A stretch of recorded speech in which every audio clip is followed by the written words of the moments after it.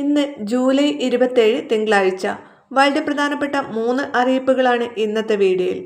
ആദ്യത്തെ അറിയിപ്പ്, സംസ്ഥാനത്ത് ഈ വർഷത്തെ ഓണച്ചന്തകൾ ഓഗസ്റ്റ് 8 മുതൽ ആരംഭിക്കുമെന്ന് ഭക്ഷ്യ പൊതുവിതരണ വകുപ്പ് മന്ത്രി അനൂപ് ജേക്കബ് അറിയിച്ചു.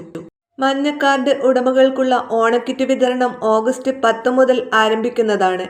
ഓണസദ്യയ്ക്ക് ആവശ്യമായ 16 ഇനം സാധനങ്ങൾ ഉൾക്കൊള്ളുന്നതാണ് ഈ കിറ്റ്. ഇതോടൊപ്പം ഓണം ട്രേഡ് ഫെയറുകൾ ഓഗസ്റ്റ് 6 മുതൽ പ്രവർത്തനം ആരംഭിക്കും. അതോടൊപ്പം സപ്ലൈകോ ഔട്ട്ലെറ്റുകൾ വഴി സബ്സിഡി നിരക്കിലുള്ള 13 ഇന സാധനങ്ങളും ലഭ്യമാക്കുമെന്ന് മന്ത്രി വ്യക്തമാക്കിയിട്ടുണ്ട്. കൂടാതെ അടുത്ത വർഷം മുതൽ കൂടുതൽ ആളുകളിലേക്ക് ഓണക്കിറ്റ് വിതരണം വ്യാപിപ്പിക്കുമെന്നും അദ്ദേഹം കൂട്ടിച്ചേർത്തു. അടുത്ത അറിയിപ്പ്, കേരളത്തിൽ മുൻഗണനാ റേഷൻ കാർഡുകൾ അനുവദിക്കുന്നതിനുള്ള യോഗ്യതാ മാനദണ്ഡങ്ങളിൽ വലിയ ഇളവുകൾ വരുത്താൻ സർക്കാർ ആലോചിക്കുന്നു.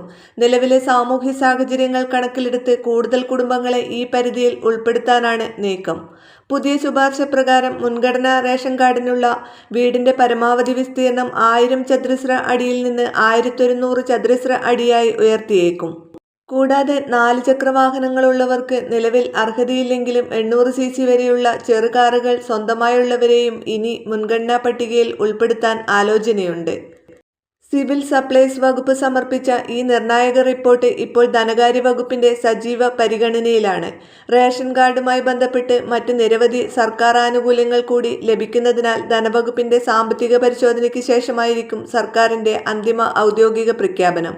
മറ്റൊരു അറിയിപ്പുള്ളത്, ഇന്ത്യയിലുടനീളമുള്ള എല്ലാ LPG ഉപഭോക്താക്കളും അവരുടെ eKYC അഥവാ ബയോമെട്രിക് മസ്റ്ററിംഗ് പൂർത്തിയാക്കണമെന്ന് കേന്ദ്ര സർക്കാർ കർശനമായി നിർദ്ദേശിച്ചിട്ടുണ്ട്.